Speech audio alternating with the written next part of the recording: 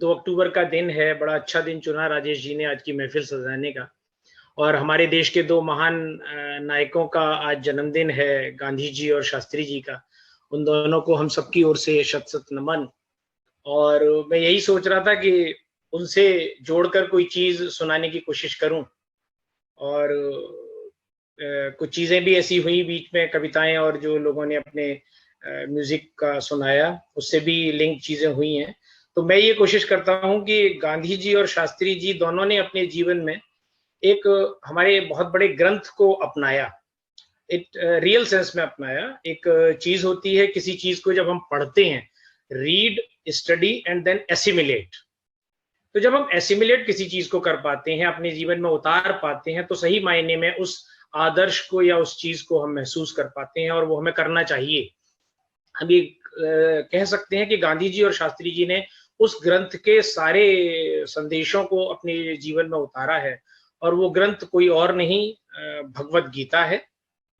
और उस भगवत गीता को जब कभी मैं पढ़ता था अपनी युवावस्था में, तो बहुत क्लिष्ट लगती थी, समझ में ज़्यादा नहीं आती थी। आज भी मैं ये नहीं कह सकता कि गीता को समझ पाए हैं हम, लेकिन मैं उन अपने एक सीनियर का धन्यवाद देना चाहूँगा, मेरे कलीग हैं, वो अब रिटायर हो गए हैं। आगरा में रहते हैं श्री दुबे जी। उन्होंने मेरे को कहा कि शैलेंद्र, अगर तुम्हें गीता को समझना है तो एक छोटा-सा प्रयास करो। एक ये जो हैं देवदत्त पटनायक जी, इनकी माई गीता, इसको पढ़ो। इसके थ्रू तुम गीता को समझ पाओगे और अच्छे से समझ पाओगे। उनके साथ हमारा कभी-कभी जब खाली टाइम होता था तो दुबे जी के साथ डिस्कशन भी होता था। तो आज बाई चांस मैं सोच रहा था, तो जो मुझे मिला प्रसंग, जो मैं आज आपसे शेयर कर रहा हूँ, माई गीता का एक पार्ट, वो कुछ माई गीता जो लिखी गई है, वो कई सारे श्लोकों के साथ एक तारतम्य बनाते हुए लिखी गई है। क्रमवार नहीं है, अध्याय 1 से लेकर अध्याय 18 तक। लेकिन जिन बातों को भगवान कृष्ण ने कहा है, अर्जुन ने उठाया है, उन बातों को एक हार्मनी में लाते हुए इस बुक को लिखा गया है। तो जो गीता का सबसे पॉपुलर, सबसे लोकप्रिय श्लोक है, वही बाई चांस मुझे मिल गया, उससे रिलेटेड मैं सुनाना चाहूंगा। तो पहले तो मैं श्लोक सुनाऊंगा, अध्याय 2 का श्लोक 47 नंबर का वर्ष है ये। कर्मण्येवाधिकारस्ते मा फलेषु कदाचन मा कर्म फल हेतु भूर्मा ते संगोस्तु कर्मणि। माई गीता में देवदत्त पटनायक जी लिखते हैं, In our scheme of things, circumstances are not created accidentally or by others, but by our own actions of the past. We can appreciate this by analyzing the Ramayana. Who is responsible for Sita's abduction by Ravan? Should we blame her for taking a risk and feeding a hermit? Should we blame Lakshmana, who cruelly cut the nose of Ravan's sister Shurpankha? Or should we blame Shurpankha, who tried to kill Sita so that her husband Ram would be free to love other women? Should we blame Ram, who refused to indulge Shurpankha's desires because he wanted to be faithful to his wife? Or should we blame Sita for accompanying Ram into the forest where rules of marriages have no meaning? Should we blame Ram's stepmother Kaikeyi for demanding his forest exile? Or should we blame Ram's father Dasharath for giving boons to Kaikeyi that the royal family was bound to uphold? Even if we identify the cause, can we control the action and determine future consequences?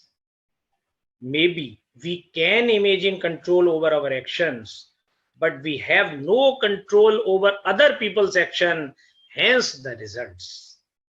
So the God says, Arjun, you have control over your action alone, not the fruits of your action. So do not be drawn to expectation or inaction.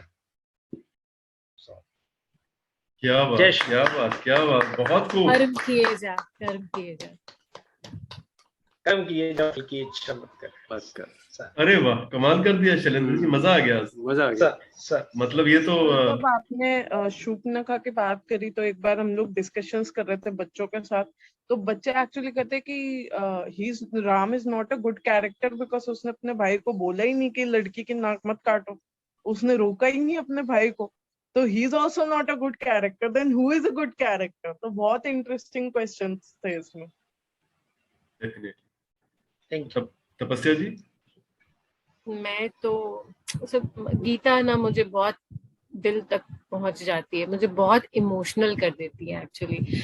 मैं जब भी लो phase से गुजर रही होती हूँ, जो ज्यादातर गुजर रही होती हूँ, हाँ मतलब ज्यादातर, बिकॉज टेंडेंसी है मेरी लो जाना, so I am working on it. So I read, ये मैंने देवदत्त पटनायक की माय गीता पढ़ी हुई है, और वो ऐसा नहीं है कि पढ़ी हुई है, it's like a practical application book, right? तो एक बार पढ़ के आप छोड़ नहीं सकते, आपको बार बार you'll have to revisit that to you know।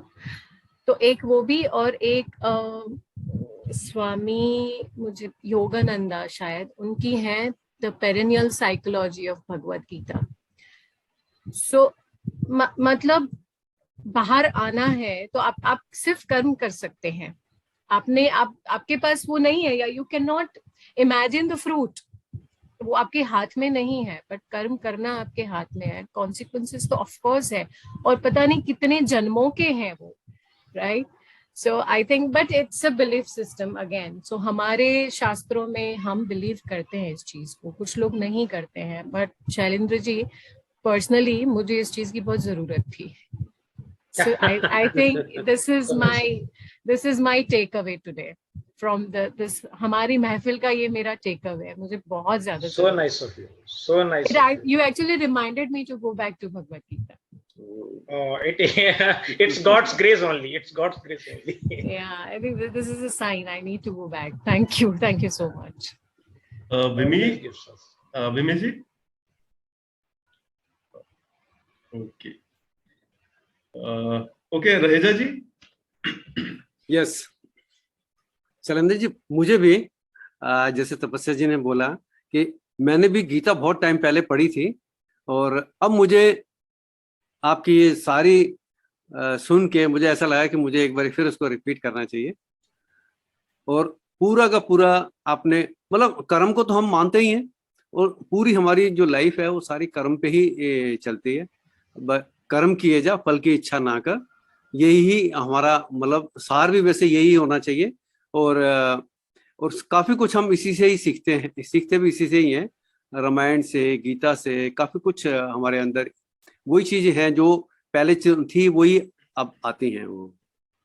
तो बहुत अच्छा लगा मुझे, एक बार एक मोटिवेशन मिला कि I will again read this book. Thank you, so nice. Raheja ji, आपका पोता पढ़ने देगा आपको गीता? तपस्या जी, he has become a grandfather very recently. तो मैं वही पूछ रहा हूँ, पोता पढ़ने देगा आपको किताब? देखो बहुत बधाई। अगर छोटा है तो कितना छोटा है? नहीं, अभी छोटा ही है, अभी 2 महीने 3 महीने का। तो उसके पास उससे पहले पढ़ो, उसके बैठ के पढ़ो। यस, ये भी बहुत अच्छा बोला आपने, ड्रिल जाना चाहिए। हाँ यस। इसमें एक छोटी सी बात जोड़ दूं मैं, अगर टाइम परमिट करता है राजेश जी। हाँ यस जी प्लीज।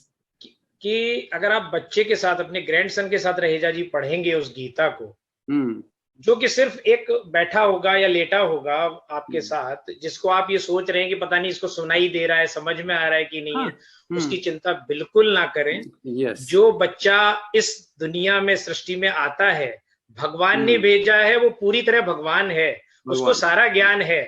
वो जो हम किताबों के थ्रू देते हैं वो तो किताबी ज्ञान है, उसको सारा ज्ञान है, और उससे आपको बहुत जल्दी चीजें समझने में और सीखने में प्रेरणा मिलेगी, जो मेरी अपनी सीख है। बच्चों से बहुत कुछ सीखा है। हाँ, बच्चों से बहुत कुछ सीखने को मिलता है इनसे।